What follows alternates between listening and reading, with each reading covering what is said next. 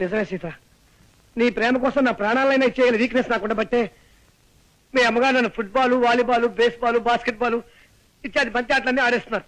మిమ్మల్ని ఇలా కష్టపెడుతున్నందుకు నేనెంత బాధపడుతున్నానో తెలుసా? ఎవరే సీత? నేనండి సూరిబాబుని. ఎవరు? శూర్పణఖవా? శూర్పణఖని తాటకని కాదు అత్తయ్య గారు, నేను మగవాడమని. మీరు మరీ లింగ భేదాలను కూడా గమనించకపోతే ఎలా?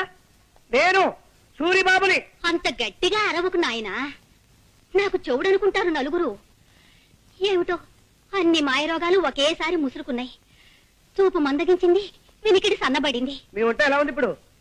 నీలో నువ్వు గొణుకోకు నాయనా, కాస్త వినబడేలా మాట్లాడు. మీ ఒంట్లో ఎలా ఉంది ఇప్పుడు? అంత గట్టిగా అరవకు నాయనా, నాకు చెవుడనుకుంటారు నలుగురు. పొరపాటున ఏదో పలకరించాలి కదా అని తొందరపడ్డాను, అనుభవిస్తున్నాను. అలా బాధపడితే ఎలా బాబు? పెద్దదాన్ని, జబ్బుదాన్ని పలకరించక నీకు తప్పదు కదా. ఈ మాట మాత్రం బాగా వినిపించింది. మా పెద్దదాని సంబంధం గురించి ఏం ఆలోచించావు బాబు? నా వాయిస్ ఎలా మార్చమంటారు? మామూలుగా లైటా, మీడియమా, స్ట్రాంగా? ఎలాగోలా ఆ శుభవార్త ముందు మా అమ్మకు చెప్పండి. మీ పెద్దమ్మాయి సావిత్రికి ఓ మంచి సంబంధం చూశారు అత్తయ్య గారు. నిన్న సాయంత్రం మీ సావిత్రి ఏమిటి బాబు?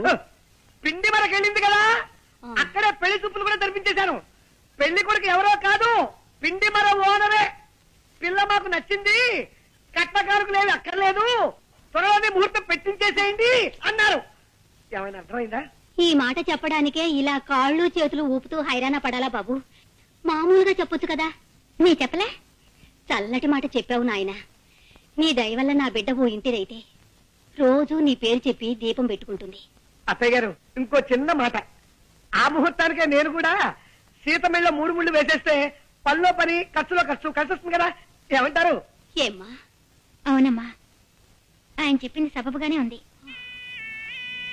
అటు చూడమ్మా, నీ పెద్ద తమ్ముడు రంగని చూడు. వాడిని ఏదైనా ఉద్యోగంలో చేర్పించకుండా వాడి భారాన్ని ఈ జబ్బు తల్లి మీద వదిలేసి నీ దోవ నువ్వు చూసుకుంటావా తల్లి? అమ్మా, ఆల్నా పాలనా చూసుకునే మనిషి లేక వాడు ఏ జేబులు కొట్టే వెదవు కిందో, దారులు దోచే దరిద్రుడి కిందో తయారవుతాడు. పోన్లేమ్మా, తమ్ముడేవైతే నీకే, నువ్వు పెళ్లి చేసుకుని వెళ్ళిపోమ్మా, హాయిగా సుఖపడు. అమ్మా, ఇదే చెప్తున్నాను. 600 సరే, తమ్ముడికి ఉద్యోగం దొరికేదాకా నేను పెళ్లి చేసుకునేదాకా చేసుకోనమ్మా. చెప్పదని చేసి మరీ చెప్తున్నాను. నా తల్లి, నా బంగారు కొండి.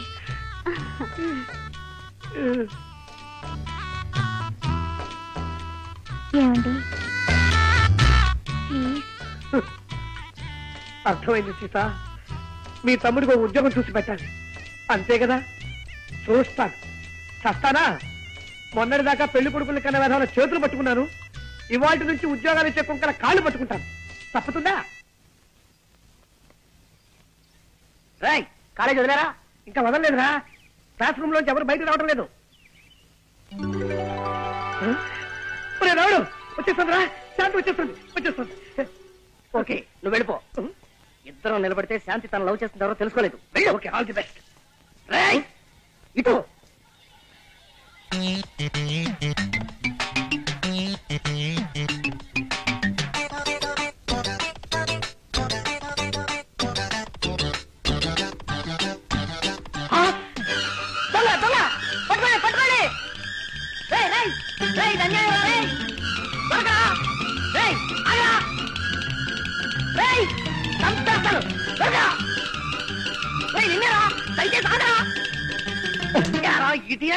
నా పరిస్థితులు పారిపోతావా దొంగ రాస్కెల్? క్షమించండి సార్, మీదనుకోలేదు. కింద పడుంటే దేవుడు ఇచ్చాడు అనుకున్నాను. ఇదిగో సార్ మీ పర్సు, నన్ను వదిలేయండి సార్. అమ్మా, 5 పైసలు. ఇందులో 5 పైసలు మిగిలిపోయిందా? దీంతో ఒక్కపడి కొనిపోయి మింగు చస్తావు. మెల్లిగా బల్లిలా రారాసురి, అడుగులు చప్పుడు విందంటే మా చిట్టు కూడా ఇలాగే పిల్లిలా నడిచేవాడంటూ వచ్చేస్తుంది అక్కయ్య. అరే జాగ్రత్తగా పద. చూటు వినిపిస్తుంది ఏమిట్రా? గోపాలం గారు వైద్యం మార్చినట్టున్నాడు కర్మ. ఏమో పద. మీ ఇద్దరితో వ్యక్తిని పరిచయం చేస్తానండి. ఎవరు సార్? రండి చెప్తానండి. ఇదిగో మావాడు. ఈయనేనా మీ అన్నగారు?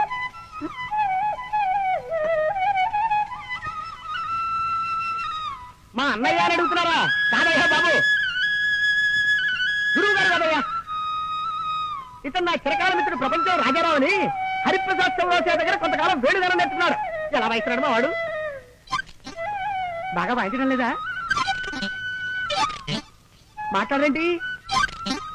అదే ఎందుకు మాట్లాడటం లేదని అడుగుతున్నాను.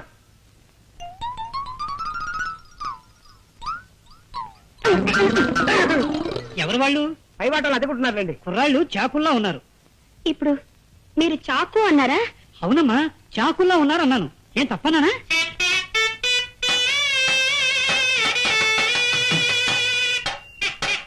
నాన్న చిట్టి, బాబు చిట్టి, మా చిట్టి ఇలాగే బాగున్న ప్రతి దానికి చాకు అనే మాట వాడేవాడు. అలాగా? అయితే ఇంకాసేపు నేనే నీ చిట్టును అనుకోండి. ఇలాగే బాగుంది. నువ్వు అర్జెంట్ గా బట్టలు సర్దుకుని స్టేషన్కి వెళ్ళి దొరికిన రైలు ఎక్కి ఆగిన చోట దిగిపోవడం మంచిదా? రే చిట్టి బాబు, చిట్టి బాబు, నీకు కనపడిన ప్రతి అడ్డగాడిదా చిట్టే. ఎంత బాగుందో. అయ్యో అయ్యో అయ్యో. ఒరే సురిగా, కాలేజ్ వదిలే టైం అయింది, ఇంకా వెళ్ళిపోరా. రావుడు, మళ్ళీ అమ్మాయి కోసం పర్సు పారేసి డబ్బు కొట్టుకోకు. నెవర్. కిందటిసారి అయితే తను చూసేటప్పుడు నేను పడేశాను కనుక నన్ను ఆట పట్టించడానికి చూడనట్టుగా శాంతి వెళ్ళిపోయింది. కానీ ఈసారి అలా కాదు, తను రాకముందే ఇప్పుడే పారేసుకుంటా. ఈ పర్సు పారేయటం ఏంట్రా? ఇదెక్కడ దరిద్ర ప్రబరం అయినా. ఒరే, అలా పారేసి తన సున్నితమైన చేతుల మీదుగా దీన్ని తిరిగి తీసుకోవడంలో ఓ గొప్ప థ్రిల్ ఉందిరా. అవన్నీ నీకు అర్థం కావు, కానీ కాలేజ్ వదిలేరో లేదో ఒకసారి చూసా.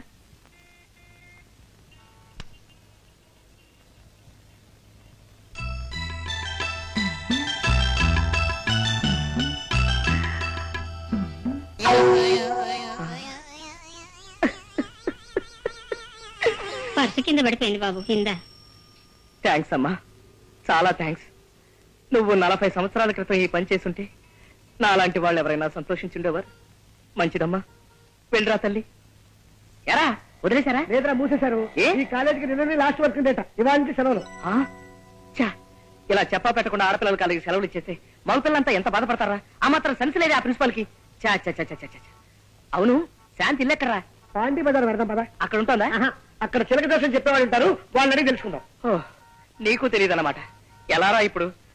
సెలవులు ఇచ్చారంటే 4 రోజుల దాకా శాంతి కాలేజీకి రాదు. ఈ లోపు తను కలుసుకుందామంటే తన అడ్రస్ మనకు తెలియదు. ఇప్పుడు ఎలా సార్? ఏమన్నా పారేసుకుంటే త్వరగా పారేసుకోండి సార్. మళ్ళీ మార్నింగ్ షో టైంకి సినిమా హాల్కి వెళ్ళాలా? టైం అవుతుంది. సరే చూద్దాం. రా తీసుకో, పారేసుకురా, తీసుకో.